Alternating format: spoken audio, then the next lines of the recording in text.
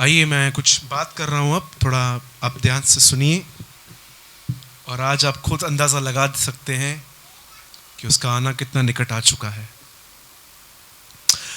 आप जानते हैं जब हम नया नियम पढ़ते हैं तब हम सबसे अद्भुत बात देखते हैं न्यू टेस्टामेंट में कि परमेश्वर पृथ्वी पे चल रहा था। The biggest thing in the new testament is God is walking on earth.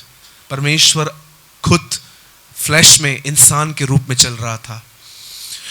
और इब्रानियों का लेखक कहता है कि जब स्वर्गदूतों के द्वारा कही हुई बात पूरी हुई तो सोचो जो परमेश्वर जब खुद आया तो उसकी बात कितनी जरूर पूर्ण होगी। आप जानते हैं जब प्रभु यीशु मसीह इस पृथ्वी पर आए तो उन्हें बहुत सारे नाम थे, लेकिन क्या आपको पता है एक ऐसा नाम जो बहुत कम फेमस है उसका, आज वो शेयर करेंगे हम।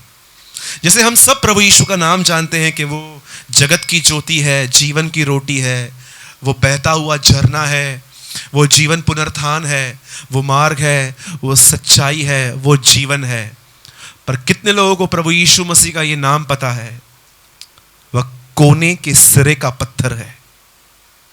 इंग्लिश में लिखा है कॉर्नरस्टोन। क्यों प्रभु यीशु मसीह को परमेश्वर पिता ने यह नाम दिया है? लिखा है जिन राजमिस्त्रियों ने जिस पत्थर को निकम्मा जाना वह पत्थर कोने का सिरा बना। मैं आज थोड़ा स्टार्टिंग में जो मैं बात करूंगा मैं 100% कहता हूं, अगर आपका कॉन्सेंट्रेट टूटा तो शायद आप पूरा मैसेज भी नहीं समझ पाओ, लेकिन इस बात को समझना बहुत जरूरी है। एक टाइम था, एक आदमी था जिसको दर्शनों का मतलब समझ में आता था। हिंदी में इन्हें कहते हैं स्वप्नदर्शी।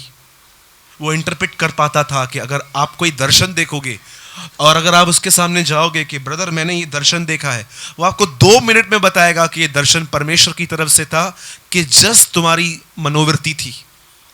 और उसका नाम था दानियल। दानियल के समय में एक आदमी था जिसने एक दर्शन देखा। उस दर्शन में उसने एक बहुत बड़ी मूर्ति देखी, पर उस मूर्ति के 5 हिस्से थे और ये पांचों जो हिस्से थे वो अलग अलग चीजों से बनाए गए थे। बाइबल कहती है जो पुराना जो ऊपर का स्ट्रक्चर था, हेड, वो पूरा मेटल का था। उसके बाद जो यहां से लेके यहां तक चेस्ट तक था वो थोड़ा सा एल्यूमिनियम की तरह था, लोखंड की तरह था। उसके नीचे का हिस्सा किसी और चीज का बना था, ब्रॉन्ज लिखा हुआ है वहां पर, उसका बनाया हुआ था। पर आप जानते हैं कमर से लेके यहां तक का हिस्सा लोहे का था। और जो 5वां हिस्सा है, उंगलियां, वो है वो गोल्ड और मिट्टी को मिक्स करके बनाई गई थी। एक राजा ने पूरा सपना देखा और वो दानियल के पास गया और दानियल को पूछता है। तब दानियल ने उससे एक बात कही, भेदों का प्रकट करने वाला स्वर्ग में रहता है, मैं उससे प्रार्थना करूंगा और वो जरूर बताएगा इसका मतलब क्या है। तब उस राजा ने कहा एक और चीज मैंने सपने में देखी है। एक पत्थर किसी के बगैर उठाए खुद ब खुद हवा में उठा और वो पत्थर उस मूर्ति को लगा और वो मूर्ति चकनाचूर हो गई और वो पत्थर इतना बड़ा हो गया कि पृथ्वी पर उसके समान कोई पत्थर नहीं था। ये सब देखने के बाद राजा दानियल से पूछता है इसका अर्थ क्या है, कि एक मूर्ति के 5 हिस्से क्या है। तब दानियल प्रकट करता है उसके ऊपर। अब सुनिए कितनी गहरी बातें हैं ये परमेश्वर की। आप जानते हो ये 5 गवर्नमेंट्स हैं जिन्होंने सबसे ज्यादा परमेश्वर के लोगों को तंग किया था। पहली गवर्नमेंट है फिरौन, जिसने मूसा के समय प्रभु के लोगों को बहुत तंग किया। दूसरी जो गवर्नमेंट है वो है मादी फारसी, ये सबसे ज्यादा ड्रिंक करते हैं। पढ़ा है आपने नेमिया की पुस्तक में? नेमिया राजा का प्याऊ था, ड्रिंक दिलाने का काम करता था। तीसरी गवर्नमेंट जो थी वो थी समय नबूकदनेस्सर, इराक। लेकिन चौथी गवर्नमेंट लोहा। जानते ये गवर्नमेंट कौन सी थी? ये थी रोम, जिन्होंने प्रभु यीशु मसीह को लोहे के कीले मारे थे। और जानते हो 5वीं गवर्नमेंट क्या है? मट्टी और सोने को मिक्स करके बनाई गई है। यह है डेमोक्रेसी जिसमें हम जी रहे हैं आज। और उसके बाद वो कहता है कि एक पत्थर उठा, बोलिए पत्थर, से स्टोन, बोलिए पत्थर। पतरस में लिखा है यीशु पिता का पत्थर है। वो उठा, उस मूर्ति पे लगा, वो मूर्ति खत्म हो गई। इसका मतलब जानते हैं क्या है? हम उस आखिरी गवर्नमेंट में रह रहे हैं जब प्रभु यीशु आएगा और सब खत्म करके अपनी सरकार बनाएगा। मैं very soon he will come and establish his government. वो बहुत जल्दी आएगा और एक ही गवर्नमेंट होगी, एक ही राज्य होगा। मैं आपको आज ये बात समझाना चाहता हूं, आप उस आखिरी गवर्नमेंट में रह रहे हैं, डेमोक्रेसी, मिक्सिंग। पर आज मैं आपको ये बताना चाहता हूं वो कैसे आएगा और किन लोगों को अपने साथ ले जाएगा। क्लियर बता देता हूं मैं आपको। शायद आप, हो सकता है आज की मीटिंग सुनने के बाद आप या तो डिस्करेज हो जाएंगे या तो घर जाके प्रभु के सामने रोएंगे कि प्रभु मेरी मदद कर। और हो सकता है आज की सभा में बहुतों का पाखंडीपन बाहर भी आ जाए। आमीन। कितने लोग चाहते हैं कि स्कैनिंग हो आज हमारी? मैं तो चाहता हूं, राइट? आइए एक वचन खोलेंगे हम सब।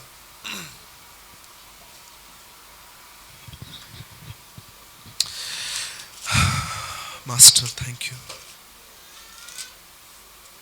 हम सब खोलेंगे लूका की पुस्तक, ल्यूक चैप्टर 17।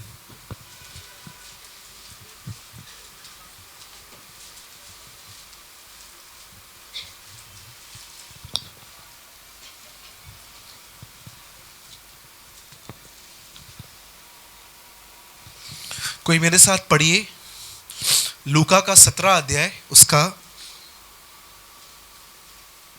सिर्फ और सिर्फ 32वां वचन, 32।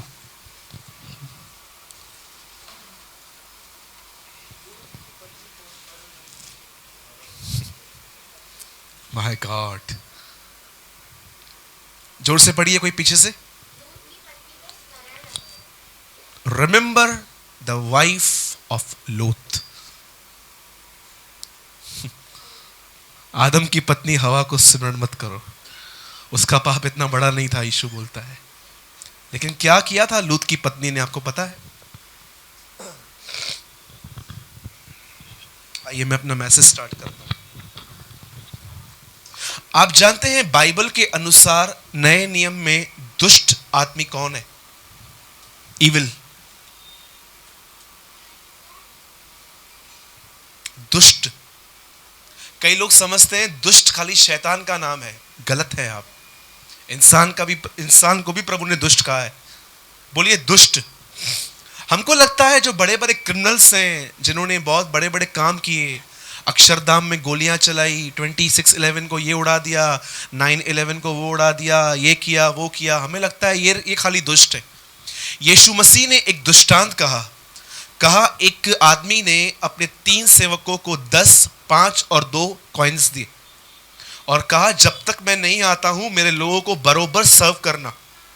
और जानते हैं क्या हुआ? जब वो आदमी वापस आया तो एक ने 10 के 20 बनाए थे, एक के 5 ने 10 बनाए थे, लेकिन दूसरे ने कुछ भी नहीं किया था, उसने ऐसे ही छोड़ दिया था।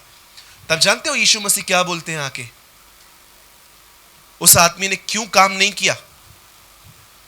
तब यीशु उसको आके कहते हैं दुष्ट है वो सेवक जो यह सोचता है कि उसके स्वामी के आने में देर है। नए नियम के अनुसार दुष्ट वो है जो हमेशा यह सोचते रहते हैं कि प्रभु के आने में बड़ी देर है। Baby, do you no? कई बार हम सोचते हैं नहीं प्रभु के आने में बहुत टाइम है। जानते हो यीशु का सगा भाई याकूब क्या कहता है? न्यायी द्वार पे खड़ा है। यूहन्ना कहता है इट्स अ लास्ट हावर। 2016 साल पहले, और आज की कलीसिया क्या कहेगी? इट्स अ लास्ट मिनट, ये आखिरी मिनट है। अब देखिए यहां क्या हो रहा है, आप थोड़े हैरान हो सकते हैं। आज यीशु के चेले उससे पूछ रहे हैं प्रभु आपका दोबारा आना कब होगा, किस तरह होगा? सबसे पहले वो उन्हें समझा रहा है कि मेरे आने से पहले कैसे कैरेक्टर के लोग तुम्हारे बीच में होंगे, इन बात को समझो। तब जानते हैं वो किस कैरेक्टर को सामने लेके आता है? आदम की पत्नी हवा को नहीं लेके आता है, पोतीपर की वाइफ को नहीं लेके आता है जिसने एडल्ट्री करवाई, ना ही वो इजबल के लिए कहता है जो बाइबल की सबसे दुष्ट लेडी थी। वो कहता है remember the wife of LOT, लूत। अब मुझे एक बात बताइए, लूत की पत्नी में ऐसा क्या प्रॉब्लम था? आपको पता है इजबल ने क्या किया था? आपने कभी ऐसी लड़कियां देखी हैं जिसको आप हमेशा फैशनेबल देखोगे? शादी पार्टी पे सजना कोई पाप नहीं है, लेकिन जानते हो जो लड़कियां ऐसी होती हैं जो हमेशा शो शाइन सब में रहती हैं, मैं आपको बोलता हूं they are possessed by the spirit of Jezebel. Do you know? जिस दिन येहू इजबल को मारने के लिए गया, जानते हैं वो खिड़की पे खड़े होकर क्या कर रही थी? लिखा है वो सुरमा लगा रही थी। उन दिनों में इतना ब्यूटी का सामान नहीं आता था, जस्ट लोग सुरमा लगाते थे, काजल लगाते थे। इन द न्यू टेस्टामेंट यूहन्ना कहता है तुम्हारे बीच में इजबल रह रही है। इट मींस तुम्हारे अंदर, तुम्हारे कलीसिया में भी दुष्ट आत्माएं घूम रही हैं कुछ। अब ध्यान दीजिए इस बात को मैं क्या बोल रहा हूं।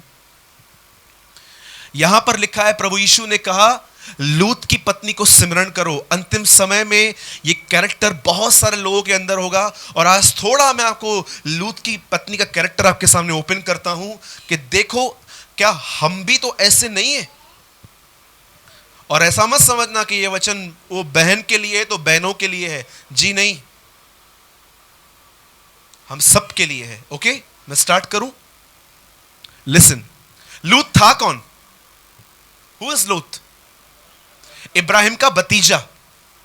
एक दिन इब्राहिम और लूत को अलग होना था, और जानते हैं इब्राहिम ने क्या कहा? अगर तू राइट साइड जाएगा तो मैं लेफ्ट साइड जाऊंगा, अगर तू लेफ्ट जाएगा तो मैं राइट जाऊंगा।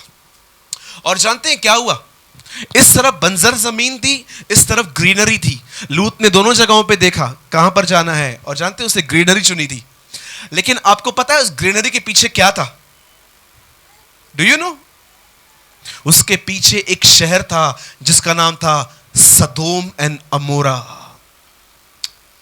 एक ऐसा शहर जिसके अंदर इतना पाप था, लेकिन उसे पता नहीं था ये ग्रीनरी के पीछे है।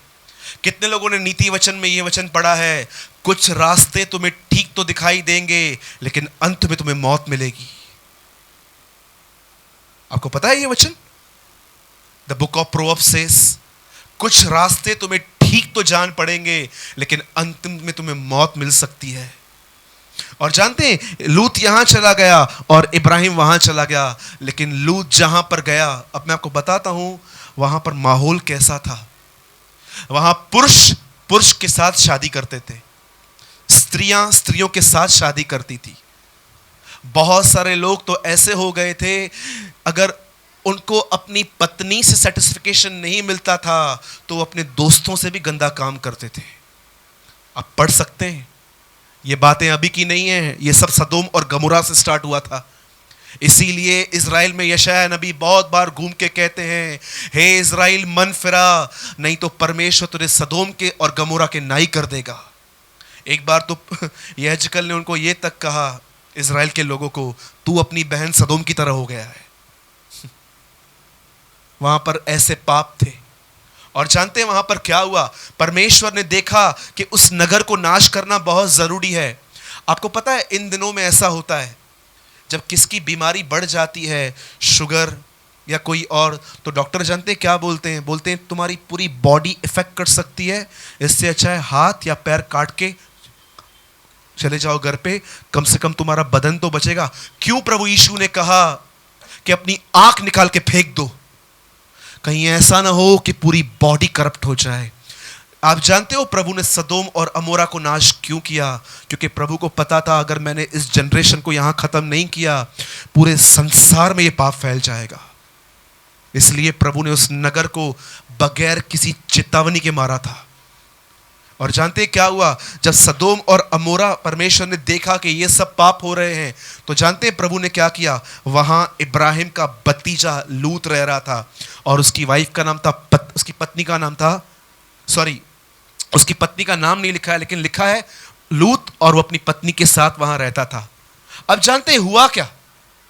जब परमेश्वर ने देखा कि यहां इतना पाप है और इब्राहिम का भतीजा वहां रहता है, तो परमेश्वर ने नाश करने से पहले इब्राहिम से कहा कि मैं उस नगर को नाश करने वाला हूं।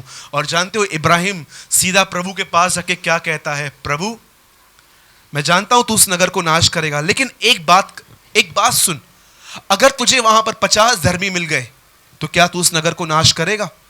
प्रभु ने कहा मैं नहीं करूंगा। 40 मिल गए तो तब भी नहीं करूंगा, 30 मिल गए तो तब भी नहीं करूंगा। और आप जानते हो लास्ट में बात 1 तक पहुंच गई। परमेश्वर ने कहा अगर मुझे 1 भी मिला मैं उस नगर को नाश नहीं करूंगा। तब जानते हैं 2 स्वर्गदूत उस नगर में गए। अब देखिए वहां पर लोगों की बातचीत देखिए, हैरान हो जाओगे आप सुन के। 2 स्वर्गदूत आते हैं, लूत को जानते हैं क्या बोलते हैं, लूत ध्यान दे ये नगर नाश होने वाला है, अपनी बीवी और अपने बच्चों को निकाल, अपने दामादों को यहां से, और उस पहाड़ पे चला जा। जानते हैं वहां वचन क्या लिखा है, लूत विलंब करता रहा। कितने लोग विलंब का मतलब समझते हैं? इंग्लिश में लिखा है ही स्लो टू चेंज, वो अपने आप को बदलने में बहुत स्लो रहा। उसके बाद वो अपने घर में गया है। आप जानते हो अपने जब घर में वो अपने अंदर गया, वो अपने लोगों को बोलता है यहां से निकलो, प्रभु की आग बहने वाली है, हम सब खत्म होने वाले हैं।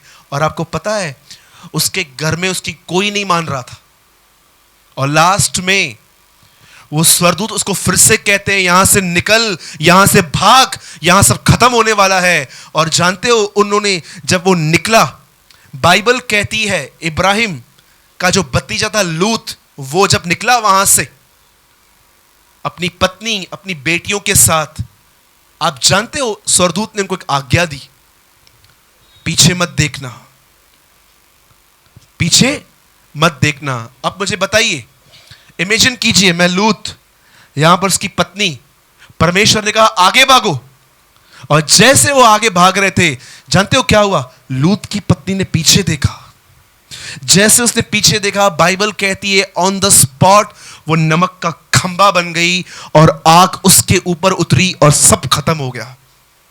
आप जानते हो अब कितने लोग ये बात समझ रहे हैं कि प्रभु यीशु ने क्या कहा, लूत की पत्नी को क्यों याद करें। मेरे चर्च में एक वर्ड लिखा है यीशु पर ध्यान दो, लेकिन ये सेकंड वर्ड लिखा है उसकी पत्नी पे भी ध्यान दो। क्या था उसके अंदर आपको पता है? जो चीज उससे परमेश्वर ने छुड़ाई थी, वो चीज वो फिर से पकड़ने के पीछे ली गई थी। आपको पता है इसका कहने का मतलब क्या है? प्रभु यीशु क्या बोलने की कोशिश कर रहे हैं? कितने लोग मेरी बात को समझ रहे हैं? क्या आपके जीवन में भी ऐसा हुआ है क्या कि जब आप नए नए प्रभु में आए थे तो परमेश्वर ने आपसे बहुत सारी बातें छुड़ाई थी, निंदा बंद हो गई थी, झूठ बंद हो गया था, गुस्सा बंद हो गया था, घमंड बंद हो गया था, जलन बंद हो गई थी, लेकिन आप इन दिनों में ये देख रहे हो ये पुराना स्वभाव आपके अंदर वापस आया है। अगर आपके अंदर आपका ओल्ड नेचर वापस आ रहा है, मैं आपसे कहता हूं आज का वचन आपके लिए है। प्रभु आपको कह रहा है तू भी सेम लूत की पत्नी की तरह पीछे देख रहा है, आई वॉर्न यू, सब खत्म हो जाएगा।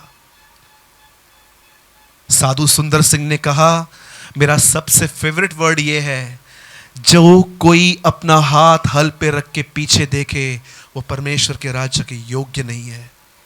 आप जानते हो हल पे हाथ रखने का मतलब क्या है और पीछे देखने का मतलब क्या है? मैं आपसे एक बात पूछता हूं, सच बताइएगा, क्या आपने अपने आप को अपने कामों सहित उतारा है? बोलिए, कितनी बड़ी बात है जब वो यीशु से कहते हैं आपके आने का समय कब होगा। वो ये नहीं कहता है कि इजबिल की पत्नी की तरह मत बनना, इसकी तरह मत बनना। वो सिर्फ एक बात कहता है, लूत की पत्नी को याद करो जिसको मैंने कहा था आगे दौड़ने के लिए, लेकिन वो पीछे देख रही थी और वो खत्म हो गई। We are following our lust, not true Lord Jesus Christ. आज भी हम पैसों के पीछे, किसी चीजों के पीछे भाग रहे हैं। कहीं ऐसा तो आपके साथ नहीं हो रहा है ना इन दिनों में कि आप अपने सृष्टिकर्ता के स्वभाव में तो नहीं आ पा रहे हैं, लेकिन आप वापस अपने ओल्ड बिहेवियर में जा रहे हैं, जहां पर थोड़ी थोड़ी बात में आपको गुस्सा आता था, आप माफ नहीं करते थे, आप अट्रैक्ट होते थे, आपको जलन मिलती थी और आप आदर के भूखे और प्यासे थे। मैं आपको मजाक नहीं कर रहा हूं, परमेश्वर मेरा गवाह है। मैं इन दिनों में जिस किसी से मिल रहा हूं, मैं उन हर एक के अंदर उनका ओल्ड नेचर देख रहा हूं। Uncle agree? Old nature.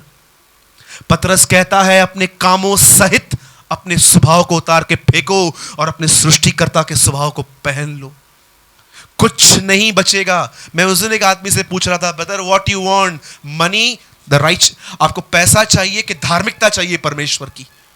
You know what he से, पैसा चाहिए, जाओ पैसे के पीछे। अब मैं आपको एक बात बताता हूं, ये कैसे ओल्ड नेचर वापस आता है। सिंपल, बहुत साधारण है। आपको पता है कौन से लोगों का मन भटकता है?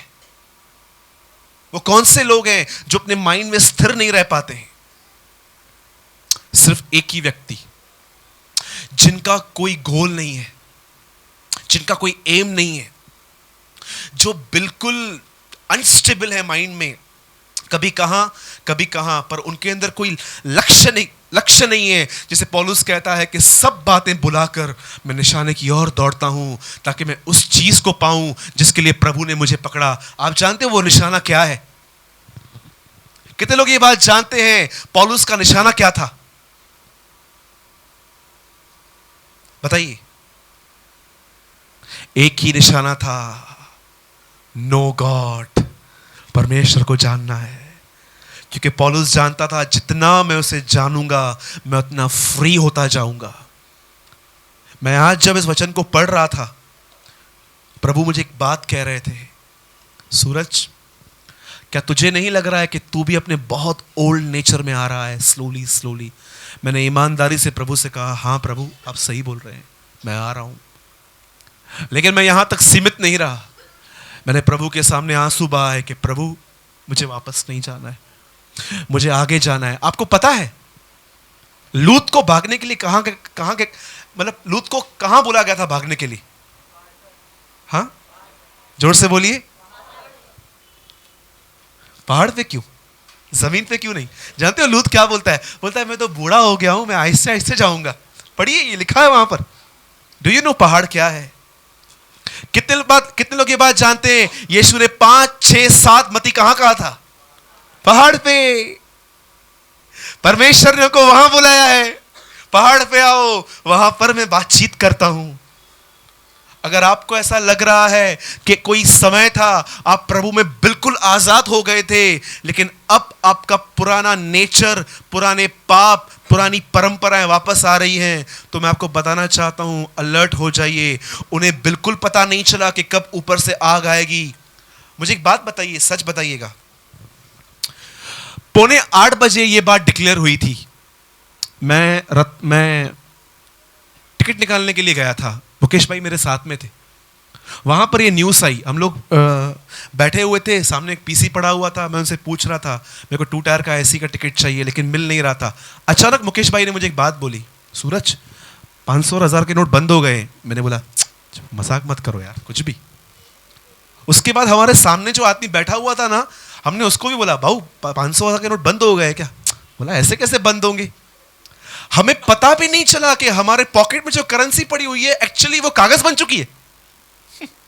और जैसे हम लोग बाहर गए, एक ही न्यूज, करेंसी बंद हो गई, 500 1000 के नोट बंद हो गए। सब लोग एक दूसरे से पूछ रहे थे, पूरी अफरा तफरी, पूरे दिमाग सबका खराब।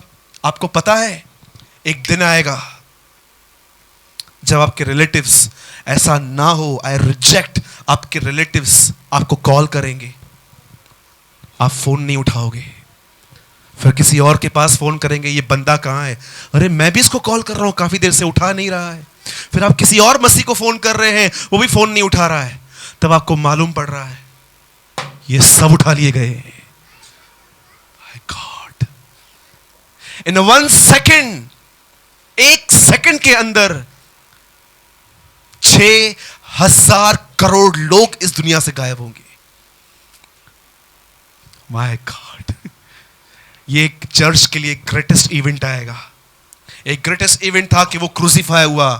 इसीलिए बाइबल कहती है अब दूसरी बार, अब जब वो दूसरी बार तुम्हारे बीच में प्रकट होगा तो बगैर पाप के प्रकट होगा। क्योंकि पहली बार जब हमने उसको देखा तो क्रूस पे देखा था पाप के साथ, लेकिन अब बाइबल कहती है वो पाप के साथ नहीं, अब वो महिमा के साथ आएगा। मेरे एक इंग्लिश वर्जन में ऐसा लिखा है, अब अपने वो संतों के बीच में महिमा पाने के लिए आएगा। वो इस तरह आएगा। कितने लोग ये बात जानते हैं यीशु मसीह पहले यरूशलेम में कैसे आए थे? गधे पे के घोड़े पे। लेकिन प्रकाशित वाक्य कहता है अब वो सफेद घोड़े पे आएगा। डू यू नो गधे पे कौन आता है? गधे पे नौकर आता है, लेकिन घोड़े पे दूल्हा आता है। आमीन। यीशु मसीह आएंगे। कहां जाएगा? अपनी कलीसिया को वो लेने के लिए आएगा और वो अपना राज्य स्थापित करेगा। लेकिन याद रखना, वो उन्हें लेके जाएगा जिनके अंदर लूत की पत्नी का स्वभाव नहीं है। मैं आपको कहता हूं, चाहे आप मानो या ना मानो, उद्धार पाने वाले थोड़े लोग हैं, बहुत ज्यादा नहीं है। इसलिए वो कहता है सकरे मार्ग में आओ। आप जानते हो मैं प्रचारक हूं, जानते हो मेरे लिए सबसे गंदा पाप कौन सा है? अ टेरेबल सिन। बताऊं? मेरे लिए सबसे गंदा पाप है प्रभु के वचन को नीचे लेके आना। जब यीशु ने मत्ती 5, 6, 7 प्रचार किया तो जानते हैं क्या कहा? ये आज्ञाएं सुनने के बाद वो कहता है ये सकरा दरवाजा है, यहां से आओ। लेकिन जानते हो आज के प्रचारक ने उस छोटी गेट को बड़ा कर दिया है। आ जाओ, आ जाओ, सब आ सकते हो। मोटा, जाड़ा, पतला, सब आ सकते हो, सब आ सकते हो। जानते हो सब आने का मतलब क्या है? सब चलता है, सब चलता है। They love your tithe not your soul. उन्हें तुम्हारे पैसों से प्यार है, तुमसे नहीं। इसलिए हम अपने चर्च में कभी मनी इतना एम्फसाइज ही नहीं करते हैं, because we love your soul not your money.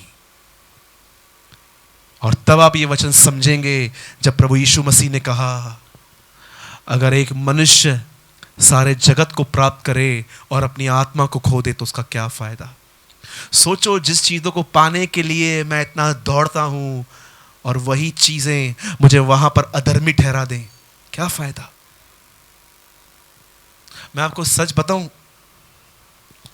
Sometimes I feel 8:45 बजे हैं अभी, मुझे कभी कभी ऐसा महसूस होता है कि वो 9 में 10 कम ना आ जाए। उसका आना इतना करीब है। अब आपके सामने 2 ऑप्शंस हैं। मस्त यहां से घर पे जाओ और घर वालों को बताओ मस्त वचन है, हो टाइम वेस्ट हो गया आपका। लेकिन अगर आप सच्ची में यहां पर वर्थ है आपका आना, तो आप यहां पर जाके सीधा घर जाएंगे, हल्का सा खाना खाएंगे और परमेश्वर के सामने कहेंगे मेरे अंदर लूत की पत्नी का नेचर है, रिमूव, निकाल मुझे यहां से। मुझे निंदा करना और मुझे निंदा सुनना बहुत पसंद है प्रभु। मुझे आपका वचन में मन भटकता है मेरे अंदर, लेकिन कोई मुझे यहां वहां की बातें, आई कॉन्सेंट्रेट लॉर्ड। जब मुझे कोई यहां वहां की बातें करता है ना, प्रभु पॉलिटिक्स की बातें करता है, तो मुझे बहुत पसंद आती हैं, लेकिन आपका वचन मेरे अंदर ही नहीं जाता है। ऐसा क्यों प्रभु? अगर आप सच्चे हैं ना, आप घर पे सोएंगे नहीं। आज से आप प्रभु के साथ संगति करेंगे और आप अपने उद्धारकर्ता से कहेंगे मुझे यहाँ से निकाल, मुझे पैसे नहीं चाहिए, बस मेरी ज़रूरत पूरी कर, मेरे माँ बाप को खाने पीने के लिए अच्छा हो, मेरे पास मेरी नीड्स पूरी हो, मुझे अमीर नहीं बनना है, मुझे तू बस बना अपनी तरह। एक लास्ट सवाल पूछ के मैं ख़त्म कर रहा हूँ। आप में से कितने लोग ये विश्वास करते हैं कि यीशु मसीह बादलों पे आएगा? हाथ उठाइए। पक्का? Do you believe? क्या आपके लिए यह विश्वास करना कठिन है? मैं पूरे हृदय से विश्वास करता हूं कि मेरा परमेश्वर मुझे लेने के लिए आएगा। मैं विश्वास करता हूं। दूसरी चीज, अगर आप ये विश्वास करते हैं तो विश्वास तो बगैर कार्य के मरा हुआ है, तो कार्य क्या होना चाहिए? समझो आपने हाथ उठाया, brother I believe very soon is coming for me, वो आएगा मेरे लिए। जानते हो यूहन्ना में क्या लिखा है? जो कोई ये विश्वास करता है कि वो आने वाला है, वह अपने आप को वैसा ही पवित्र करता है जैसा वह है। सैंक्टिफाई लिखा है।